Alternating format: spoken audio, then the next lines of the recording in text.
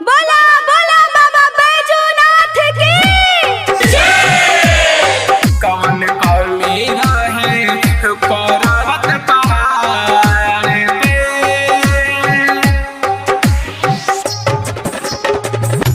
जब से छोड़ के हमके गइलू हो,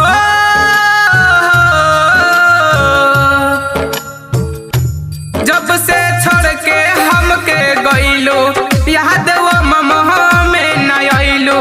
एकर मतलब अपमान भइल नैहर में। कैलाश में रोहबता कार्तिक गणेश हो।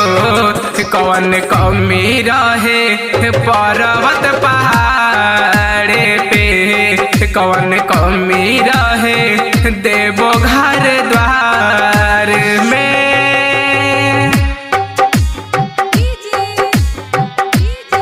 कौन कौमी रहे पर्वत पहाड़ पे।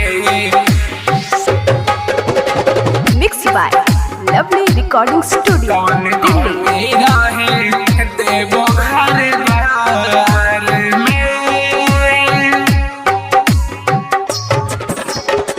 पल भर में चहल गइलू अपना नैहर में।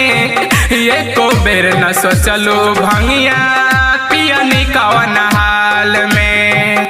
पियनी कवन हाल में।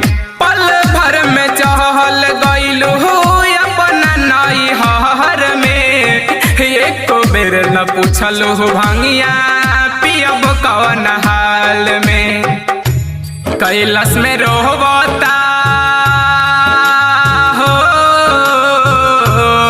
कैलाश में रोहबता कार्तिक गणेश हो। कौन कौमी रहे देवो घर द्वार में। कौन कौमी रहे पर्वत पहाड़ पे।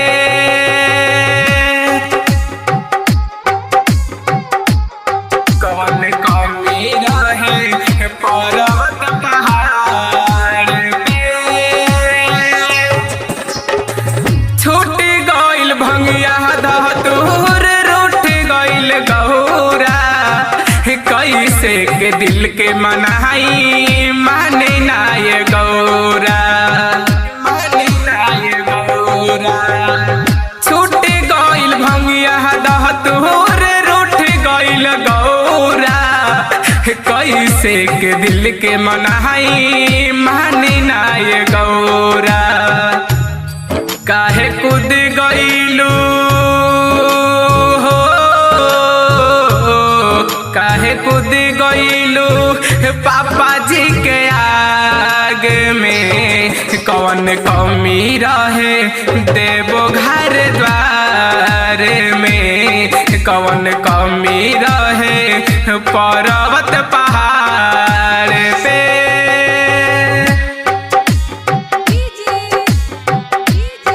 कौन कौमी रहे देवो घर द्वार में।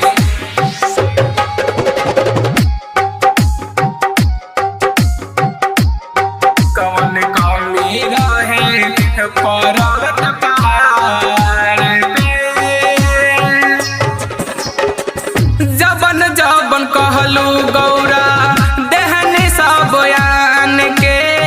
भांगियो न पीस के पियवलू चली गइलू जान से। चली गइलू जान से। जबन जबन कहलू गौरा देहनी सब यान के। भांगियो न पीस के पियवलू चली गइलू जान से।